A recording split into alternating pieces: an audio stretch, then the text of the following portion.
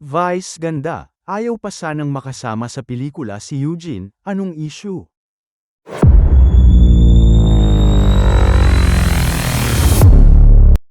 Diretsahang inamin ng phenomenal box office star na si Vice ganda na ayaw pa sana niyang makasama sa pelikula si Eugene Domingo.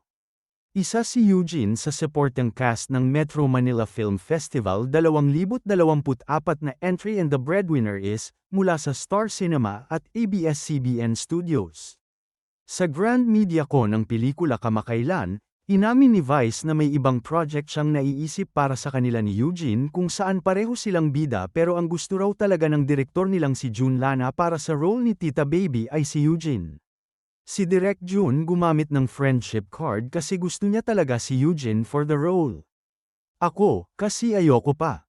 Kasi meron akong dream na project na kasama ko si Eugene, pahayag ni Vice.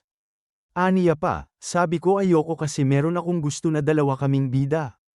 Kaya ayoko muna, kasi una, nahihiya ako kay Eugene kasi support, ang gusto ko kasi dalawa kaming bida. Sabi ko, kung makikita na kami rito, baka ma-preempt na yung plano ko. Gusto ko may pasabog kami ni Eugene yung walang hiyaan kami sa isang pelikula. Sabi pa ni Vice. Ang generous niya, she didn't mind na support ko si Vice.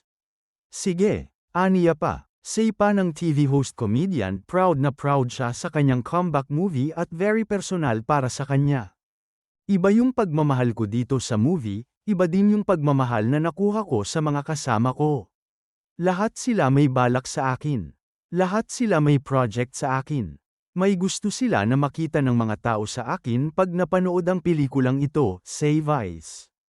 Tungkol naman sa mga drama moments at confrontation scenes niya sa movie, lalo na sa mga eksena nila ni Eugene at nang gumaganap na nanay niya sa pelikula na si Malu de Guzman, kinarir daw talaga niya ang mga ito. I wasn't scared to get out of my comfort zone. Okay ako lumabas, I'm scared na hindi ko ma-deliver at hindi ko mapanindigan. Kaya I made sure na ma-deliver ko ito at mapapanindigan ko ito, chika pa ni Vice.